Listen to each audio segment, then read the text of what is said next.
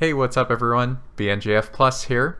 I know it's been quite some time since I've uploaded to this channel, but I'm super excited to share with you this skin making tutorial, which is something I've been meaning to create for quite some time. While I do have some experience creating skins, I'm by no means an expert. So I figured what better way to do a skin making tutorial than to get an expert to show us the process. This is where Top Tier Studios comes in. You may recognize some of his work from the BeamNG repo, including the fictional trucking pack, shuffleboard logistics, rent-a-box, his namesake Top Tier transport pack, and many other police and transport skins. I encourage you to check out his work, which I've linked to in the description below. So without further ado, I'd like to introduce Top Tier Studios, who will be walking us through the skin making process. Firstly, you'll need to install Notepad++, which is a text editing software that will allow you to edit the skin's jbeam files, materials files, and configuration info files. Next, you'll need to install Paint.net or a similar photo editing software. I use Paint.net for my skins, but you can also use programs such as Photoshop or GIMP if you're more familiar with those. For the purposes of this tutorial, we will be using Paint.net. Lastly, you'll need to download the Skin Helper mod, which will provide the templates required for skinning. Instead of putting this mod in your mods folder, it can be placed in another folder such as your desktop and extracted so you can easily access the template files. I also suggest downloading the BoltBait plugin pack, which provides a lot of useful tools, such as the ability to flip a selection both horizontally and vertically, which is very useful if you want to copy the skin texture from one side of the car to the other side of the car. Once all the programs are installed, you will need to go to your mods folder. If you don't know where your mods folder is, you can find it by opening the BeamNG launcher, clicking Manage User Folder, then clicking Open in Explorer. Then you'll see a file called Mods. I recommend pinning this to quick access if you haven't already so you can find it easily later on. Inside your mods folder there should be another folder called Unpacked. If you don't have an Unpacked folder, simply create a new folder and name it Unpacked. Inside the Unpacked folder, create a new folder and name it whatever you want. For example, I'll name this Skin Tutorial. Inside this folder, create another folder called Vehicles. Inside the Vehicles folder, you will need to make a new folder named the internal name of the vehicle you want to skin. Linked in the description of the video, there is a document showcasing the vehicle names and their subsequent internal names. Since this tutorial will be making a D-series skin, I will name this folder Pickup. Inside the Pickup folder, you need to create an additional folder with the name being the internal name of your skin. This can be whatever you want, but it should be kept short and simple to avoid errors. And generally you should avoid capital letters, spaces, and special characters. For example, I will just call this Skin Tutorial. The next step is to acquire the skin's material files and jbeam files. To do this, open up the Skin Helper mod that you extracted earlier, go open the Vehicles folder, then open the folder of the vehicle you want to make the skin for, which in this case will be the Pickup. Some vehicles, such as the D-series and H-series, have multiple templates as there are multiple variations of the skin. In this case, there is the regular Pickup, the Pickup with the ambulance, and the Pickup with the cargo box. The main difference between these skins and the regular Pickup skins is that the materials file is slightly different to accommodate for the ambulance, as well as the fact that you'll have to create a secondary texture for the ambulance section. For this tutorial, however, I'll just be creating a regular D-series skin. So inside the skin name folder, copy the pickup.jbeam and materials.json file from here into the last folder you created of your mod. Next, you will need to edit the materials file and the jbeam file in order for it to work with your skin. To do this, we will be opening them both in Notepad++. If your computer does not automatically default to opening these in Notepad++, you can change this by right-clicking the file, selecting Open With, then clicking Choose Another App.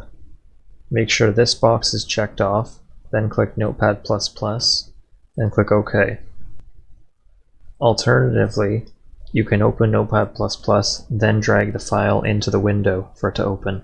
To make the skin work, we will first start with the materials file. Double-click where it says Skin Name or highlight it, then press Ctrl F to open up the Find and Replace window.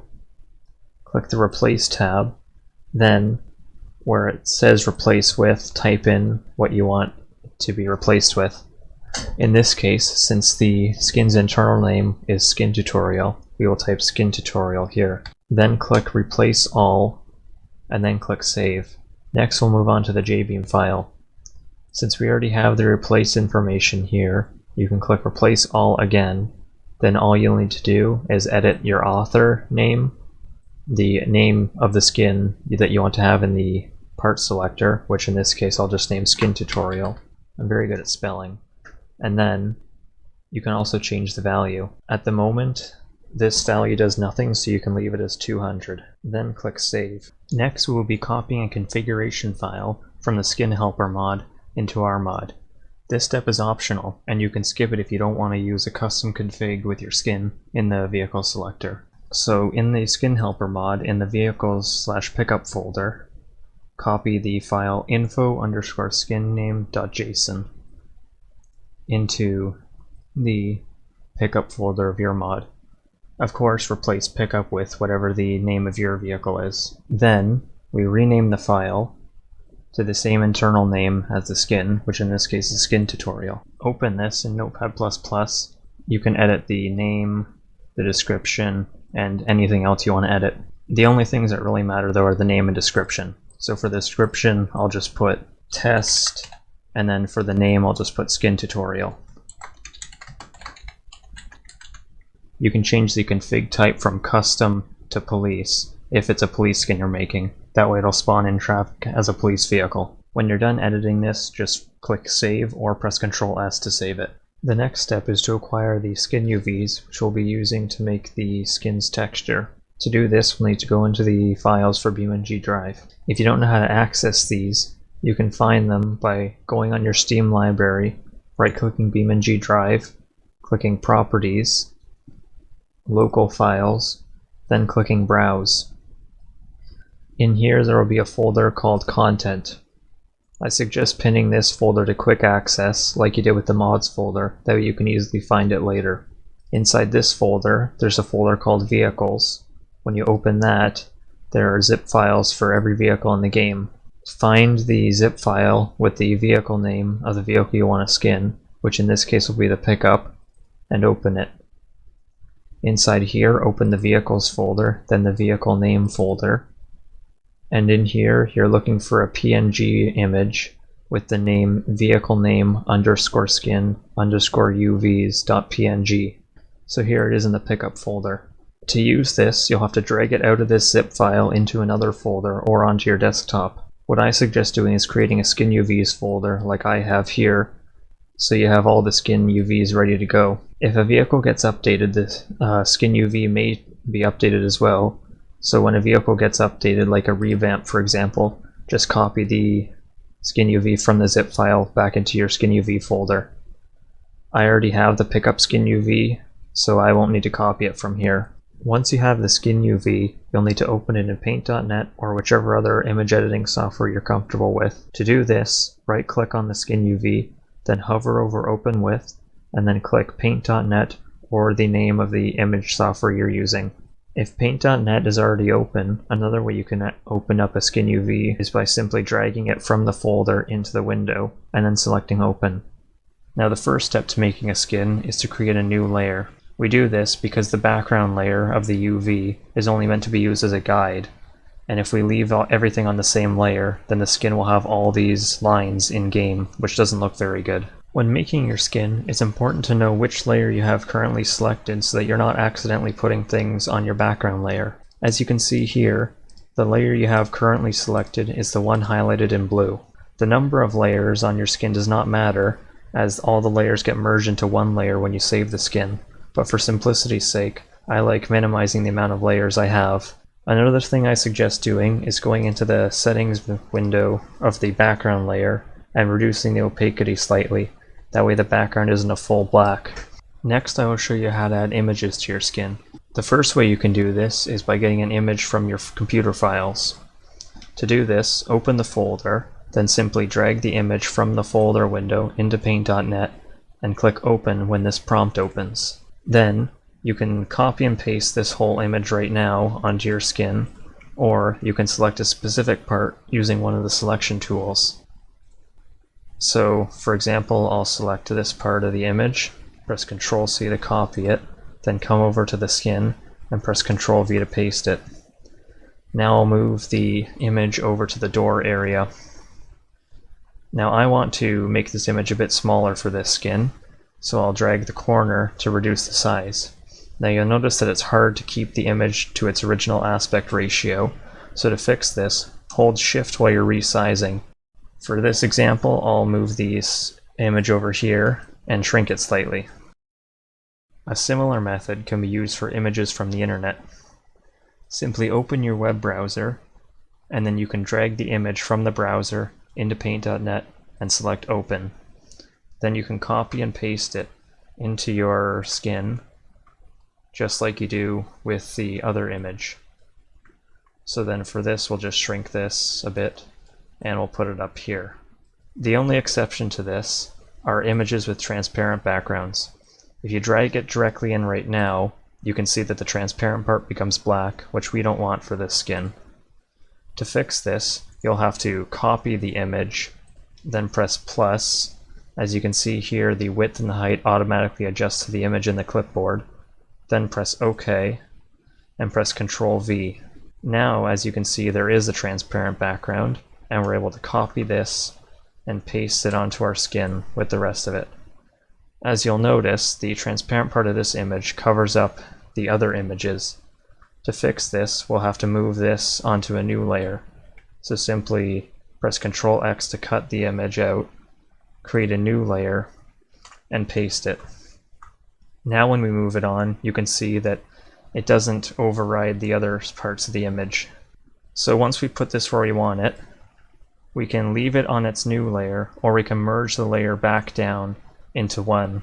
The downside to doing this, however, is that now, if we want to move this logo, we're also moving part of this image. So don't merge this layer down until you're sure that this is where you want the logo to be. Next, I will show the basics of the text tool. With the text tool, it is important that you either have nothing selected or that you're typing your text within the selected area. To deselect an area, simply click on the rectangle select tool, then click once on the screen, and the selection will be removed. So to add text to our skin, we'll either add the text directly in the area where we want it to be, or we'll type it somewhere else and then cut and paste it onto the new section. So to add the text to the skin, we simply need to click on the text tool, then click wherever on the screen we want the text to be, and then we could type whatever we want. The font style can be changed in this menu by either clicking on the font we want or by scrolling up and down when the cursor's over it. And the same thing goes with the font size. The color of the font can be changed here. To move the text around, you can simply drag around this white box here. To move it to where you want it to be, you can either move it like this to the section you want it and then change the font size to get the right size, or for more fine adjustments of the size, you can simply select this, press Ctrl X, then Ctrl V, and then you can move it around to where you want it to be. Now, since the transparent sections of the selection are interfering with the stuff already on the skin, I will Ctrl X here, then create a new layer, and press Ctrl V, and now it won't interfere. So for this example, I'll put the text here, and I'll shrink it a little bit. Other things you may want to do on your skin are adding stripes or coloring a section of the skin. The first method to do this is to click on the line/curve tool, then setting the width of the line, then going to where you want the line to start, and dragging to where you want the line to finish. With this tool, you can drag these nodes here to make the line a curve. Another way of creating stripes is by finding a section of the skin with a color that you want. So for example, I'll just go here, then selecting one of the pixels, then copy and pasting the pixel, increasing the size so it's easier to grab from a zoomed out perspective, dragging it to where you want, and adjusting the size to what you want. This method that I just showed can also be used if you want to color a part. Let's say, for example, we want this tailgate to be this orange color. I can simply copy and paste here and drag it to the tailgate and just shrink the size of this to fit on the tailgate.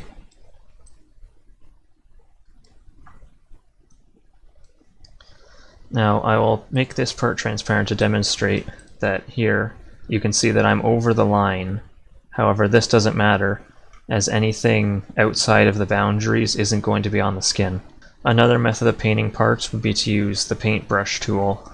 So I'll just select this color here, and for example I'll paint this fender here. As you can see, using it right now, nothing's happening, which is because there's a selection on the tailgate still. As I drag the brush across, you can see that the paintbrush is only working in the selected area. So I'll either have to deselect it like that, or just select the area I want to work in.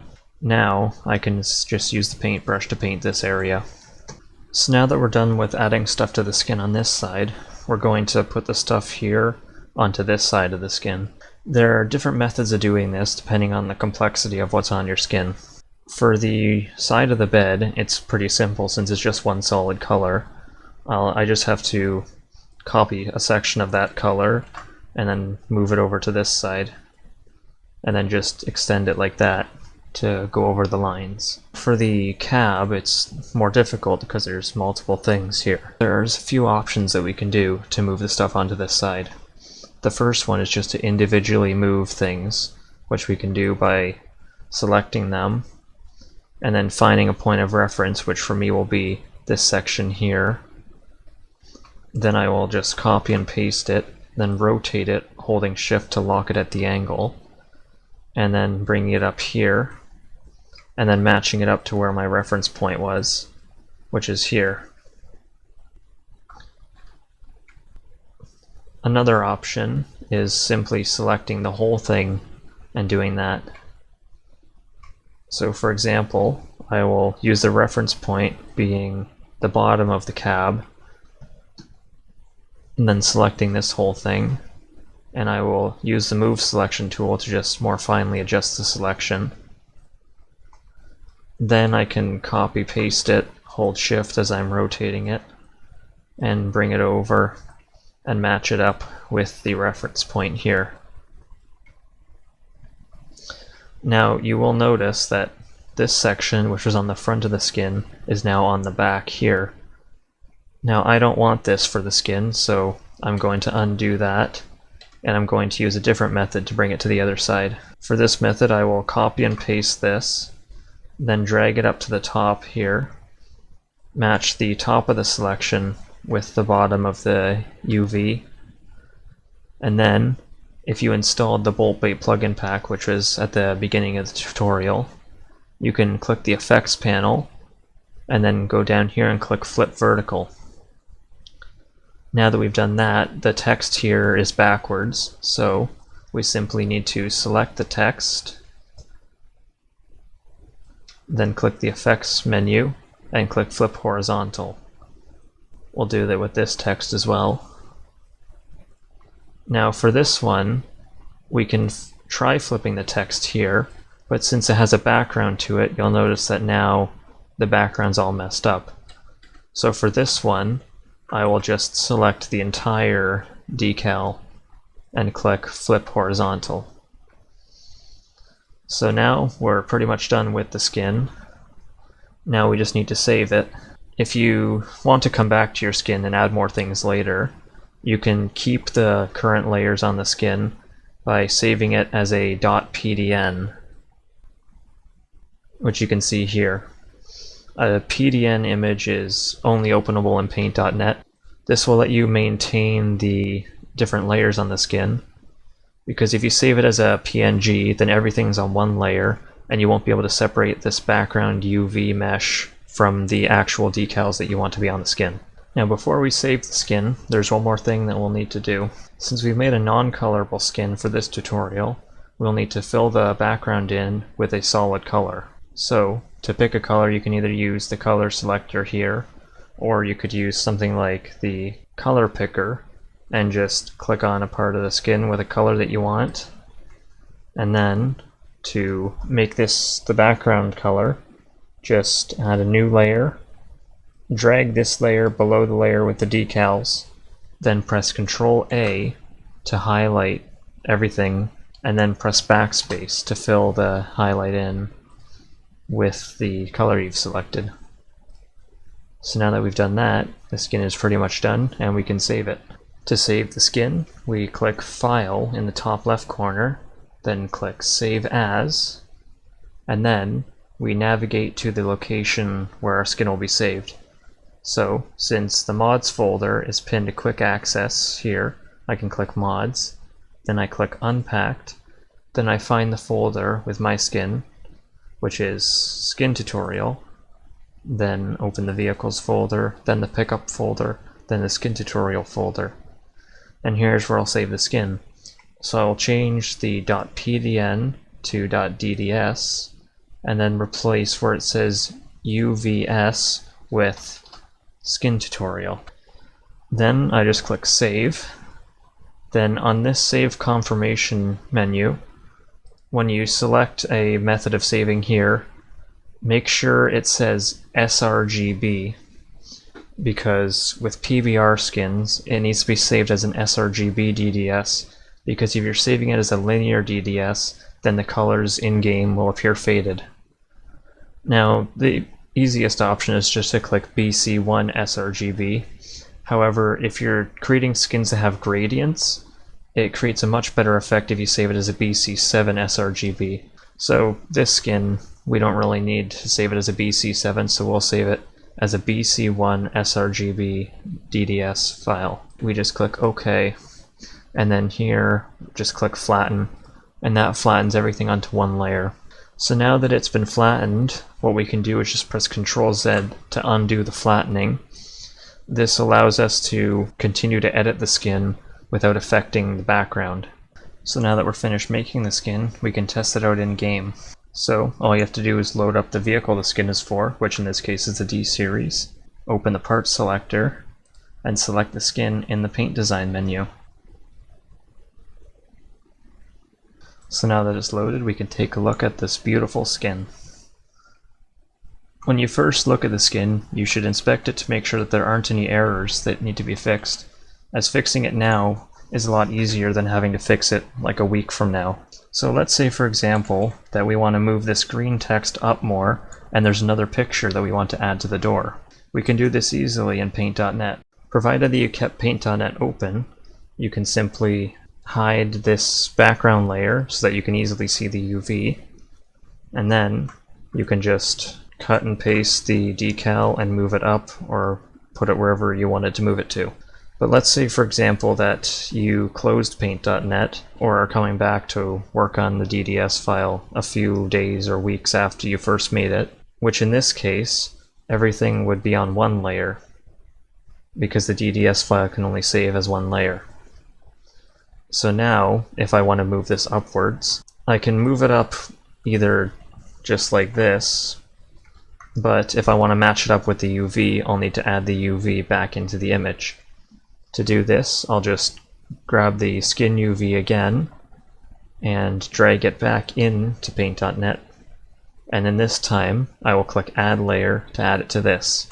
Then what I have to do is move the layer below the background and then make this layer transparent. That way both the decals and the UV are visible. Then to move this text, I will just highlight it, press Ctrl X and then Ctrl V and move it upwards. I can also add the image that I wanted to add. So to do that, I'll just grab the image here and bring the image into Paint.net. Then copy it from here and paste it onto the UV. Then I'll just put it where I want. And then I can set the opacity of this back to the regular amount. Now, because I move this up with the background layer, there's a section here with the UV visible. To get rid of this, I'll create a new layer and put it below the background.